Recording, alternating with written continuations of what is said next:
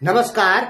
Indian air force जो है वो लड़ने के मामले में तीसरे नंबर पे है, यानी बहुत ही ज्यादा खतरनाक तरीके से लड़ती है इंडियन एयरफोर्स।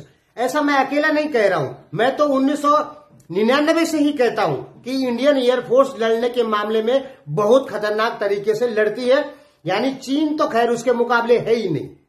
चीन को इन्होंने चौथे नंबर पे रखा है, लेकिन चीन को होना चाहिए था 10वें नंबर पे लड़ने के मामले में, फाइटर प्लेनों से लड़ने के मामले में, बमबारी करने के मामले में।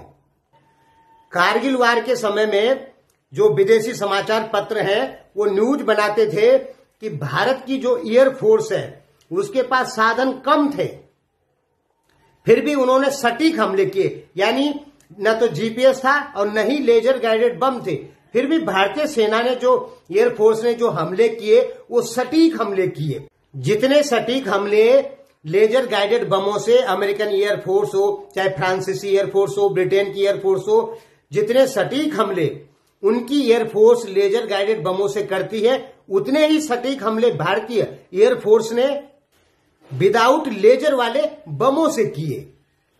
हालांकि कारगिल वार में बाद में इजराइल ने लेजर गाइडेड बम दिए और फ्रांस ने जीपीएस दिया, लेकिन फ्रांस के जो वहां के एजुकेटेड लोग हैं, एंकर लोग हैं, मीडिया एंकर लोग हैं, उन्होंने इस लेख को कई बार छापा कि इंडियन एयरफोर्स ने वो करके दिखाया कि जो अमेरिकन एयरफोर्स भी नहीं कर सकती है बिना लेजर गाइडेड बमों के सटीक हमले। जो पुराने लोग हैं उनको पता होगी ये सब बातें।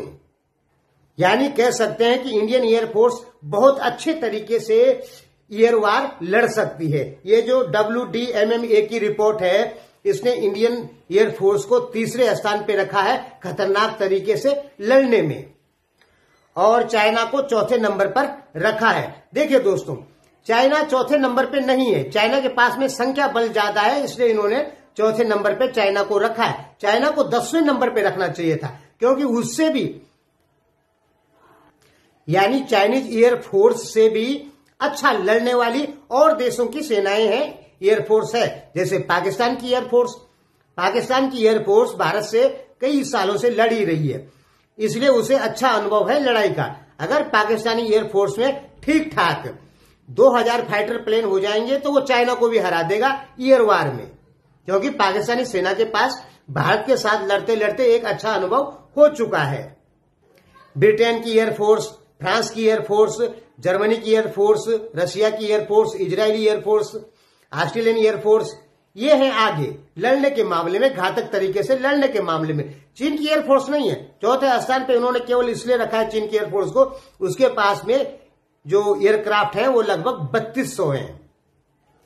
नहीं तो एक ऐसा वार बताइए तो जो चाइना ने एयरफोर्स से लड़ा हो। चाइना एयरफोर्स से कभी लड़ा ही नहीं है, उसने केवल प्रैक्टिस की है। और दोस्तों, प्रैक्टिस, युद्ध की प्रैक्टिस करना अलग बात है, लेकिन डायरेक्ट युद्ध लेके अनुभव लेना अलग बात है। तो चाइनीज एयरफोर्स कभी डायरेक्ट लड़कर अनुभव नहीं ली है, इसलिए चाइना को चौथे नंबर पे नहीं रखना चाहिए था। चाइना को रखना चाहिए था 10वें नंबर पे, 11वें नंबर पे, क्योंकि उससे भी ज्यादा खतरनाक तरीके से लड़ने वाली एयरफोर्स मौजूद है। चलिए थोड़ा देख लेते हैं किन देशों के पास में कितने सैनिक हैं, टॉप 4 कंट्रीज, और कितने एयरक्राफ्ट हैं। सबसे बड़ी जो एयरफोर्स है वो अमेरिका के पास में। अगर आप एक्टिव आर्मी की बात करेंगे तो एक्टिव आर्मी चीन के पास 4 लाख है और अमेरिका के पास में 3,28,000। लेकिन चीन के पास में रिजर्व एयरफोर्स नहीं है, रिजर्व एयरफोर्स के सोल्जर नहीं है। जबकि अमेरिका के पास में कितने रिजर्व एयरफोर्स हैं? 1,10,000 एयर नेशनल गार्ड हैं, ठीक है, और 70,000 रिजर्व सैनिक हैं, 3,28,000 एक्टिव सैनिक हैं, और सिविलियंस को भी रखा है इन्होंने 1,52,000। यानी टोटल जोड़ देंगे अमेरिकन एयरफोर्स को तो ये 6 लाख पार कर जाएगी। और एयरक्राफ्ट भी अमेरिका के पास में 15,000 हैं।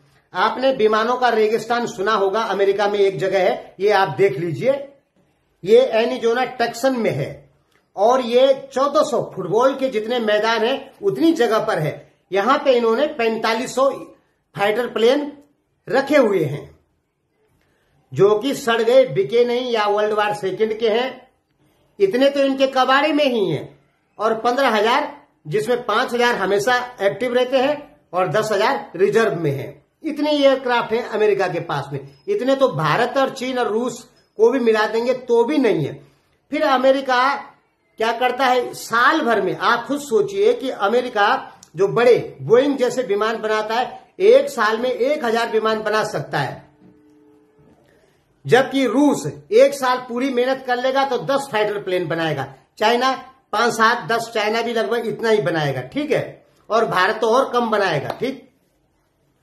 तो सबसे ज्यादा फाइटर प्लेन बनाने की ताकत है अमेरिका के पास में। उसके पास में इतनी सारी कंपनियां हैं फाइटर प्लेन बनाने की, जो कि चीन, भारत, रूस मिल भी जाए ना तो भी उसके आधे से आधे पर भी फाइटर प्लेन एक साल में नहीं बना सकता है। यानी कह सकते हैं कि अमेरिकन एयरफोर्स को टक्कर नहीं दी जा सकती है।